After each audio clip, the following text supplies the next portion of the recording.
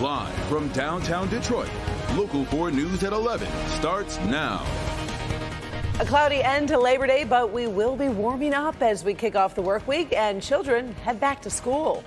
Labor Day is called the unofficial end of summer, but we've got more sunshine in your forecast. We do. Brian Sherman in tonight with the magic words, Brian? Warming up. Jason and Karen, definitely. That's where we're going to be heading at least tomorrow. A few more degrees better as we go in toward the middle of the week. Tower cam over downtown Detroit, keeping that cloud cover around a little bit, but I'm loving this red, white, and blue lights here on some of the buildings. Is even what a fitting way to end our Labor Day and the holiday weekend.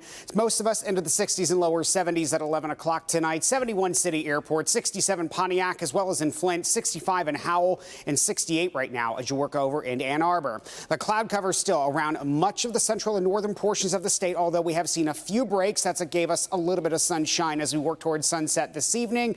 I do think much of the same is on the way for tomorrow. Clouds early, then we start to break it up into the afternoon. High temperatures only in the upper 70s tomorrow, but then we hit the 80s toward the middle of the week with more rain on the way by the weekend. The details on what you can expect in your complete 4-1 forecast coming up in just a few minutes. Jason and Karen. All right, thank you very much, Brian. Now to an ongoing labor dispute over at Eastern Michigan University that's showing really no signs of letting up. The faculty union there is set to make a critical vote tomorrow that could signal a strike as the school year just now gets underway. Priya Mann is live on campus tonight with what both sides are saying ahead of tomorrow's vote. Priya. Jason, Karen, good evening. You know, EMU says threatening to strike doesn't help the negotiation process. The union says they're fighting for fair wages and to cover rising health care costs. Students we spoke to say they feel like they're caught in the middle.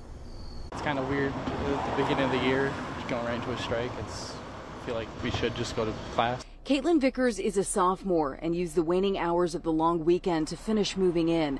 But come Tuesday, EMU's faculty union will vote on whether to strike. I feel for the teachers like they're trying to get better pay, but I also hope we can come to a speedy conclusion. The faculty has been working without a contract, which expired on August 31st.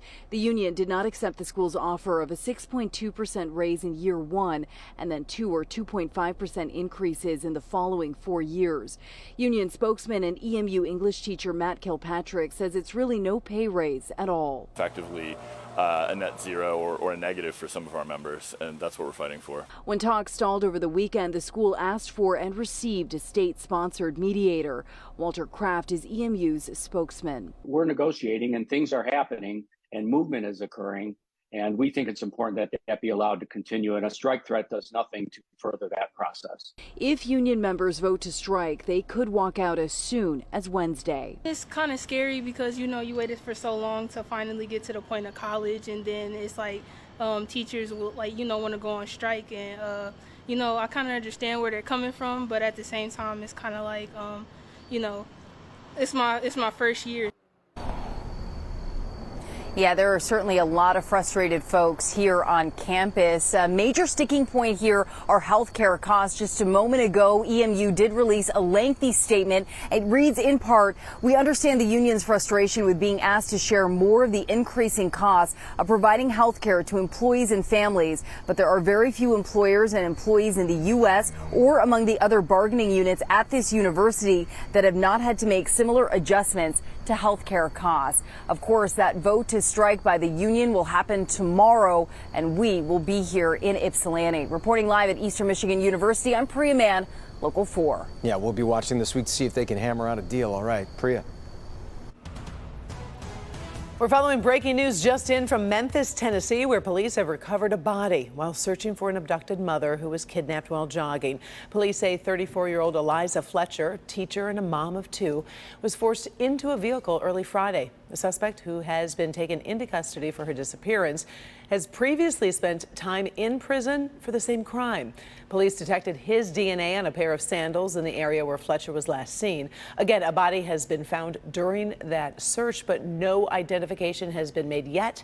Police have also not released the cause of death. Also developing in Canada tonight. One suspect is dead and the other remains on the run in a deadly stabbing rampage where 10 people were killed in Saskatchewan. Police have identified at least 13 different crime scenes there, including the community of the James Smith Cree Nation. 31-year-old Damian Sanderson has been found dead, and 30-year-old Miles Sanderson remains the subject of a massive manhunt. His body was located outdoors in a heavily grassed area in proximity to a house that was being examined. We can confirm he has visible injuries. These injuries are not believed to be self-inflicted at this point. Today, both brothers were charged with first-degree murder in the stabbings, in which some victims appear to be random, others targeted. Right now, investigators say the at-large brother is believed to be injured and may seek medication or medical help somewhere. An Oakland County Sheriff's deputy has been suspended without pay amid allegations of wrongdoing. The suspension's linked to allegations made against the deputy that another person posted online. The Sheriff's Office says the deputy has worked for the department for 5 months and is assigned to the Oakland County Jail. The Sheriff's Office says the case is still under investigation and is not providing any other details. A wild scene at a Westside gas station over the weekend, with officers opening fire after a driver intentionally rams a squad car. It happened about 11:40 last night near 8 Mile and Glastonbury, close to the Southfield Freeway. Officers were trying to pull over the SUV that was carjacked earlier in the day. 2 men got out, but the driver tried to ram the stolen vehicle into some of the police cars. 3 officers did fire shots at the suspect's car as that driver took off. No officers were hurt. 2 people, though, were taken into custody. The search continues tonight for the driver. A major development today is likely to slow down the investigation into classified documents seized from former President Trump's Florida home. A judge has granted Trump's request to appoint a special master in the FBI search of Mar-a-Lago. A special master is a third-party attorney from outside the government tasked with reviewing materials that agents seized from Trump's Florida home last month.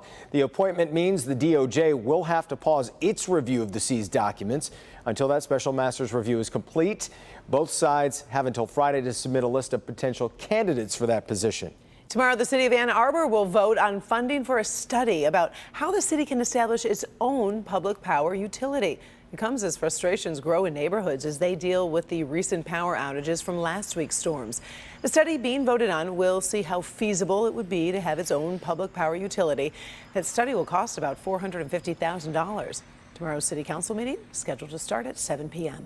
A couple of ramp closures to warn you about as road construction projects resume after Labor Day. Starting tomorrow at 6 a.m., the southbound I-275 ramp to Ann Arbor Road is closed until early October. The westbound I-94 ramp to southbound 275 also closed for a couple of weeks. That's all part of the state's $270 million Revive 275 infrastructure project. University of Michigan football team introducing its newest member over the weekend. This is 15-year-old Noah Wells, a Wolverine diehard that unfortunately can't play football because of a condition that affects bone growth in his chest and his rib cage. But it's not stopping him from being an important part of the team. Our Victor Williams with the story. Well, dreams do come true, and no one knows that better than this 15-year-old who's one very strong young man. I've been a Michigan fan my whole life, and it's just an extremely great opportunity. The newest member of the Michigan Wolverines is Noah Wells, a teenager overcoming a lot, but has gotten much closer to one of his favorite football teams. All right, Noah, we got a jersey for you. Take a look at his official jersey. Well, I just feel like a normal kid, so I'm not sure I really feel sometimes I deserve it, but it's just a great opportunity. Aside from receiving some awesome gear like an autographed football from Coach Jim Harbaugh, Noah has been to several practices along with the game and has now seen the team from angles that most people would kill for. Today he signed his letter of intent, but the 15-year-old lives with June syndrome, a condition that doesn't allow the bones in his chest and rib cage to grow properly. These are all of his hospital bracelets from over the years. He was diagnosed when he was about 5 days old, so this is kind of all that he's known. After his mother, Trish, came across a program with Team Impact, she says they made the impossible happen, making the teen's biggest fantasy a reality. Noah's dad, Josh, recalling how awesome it was. It's absolutely amazing, honestly, to be a part of this. This kid has been through a ton. And the players we spoke to can't get enough of him. Yeah, it's inspiring. You know, seeing someone come after going through things like that is bigger than football. So just having him around and being able to have him a part of the team just makes the team feel good, and we're going to support him any way we can. And Noah tells me he's planning to follow in his parents' footsteps going to U of M. He also plans to become a doctor. Victor Williams, Local 4. I love it when Michigan does that stuff. And just a few years ago, Jude Stamper was part of the basketball team. These are relationships they'll have. He'll have relationships with those football players for probably years to come. I like what one of the players said is bigger than football. Yeah. Because it truly is. It's an inspiration for both. Yeah.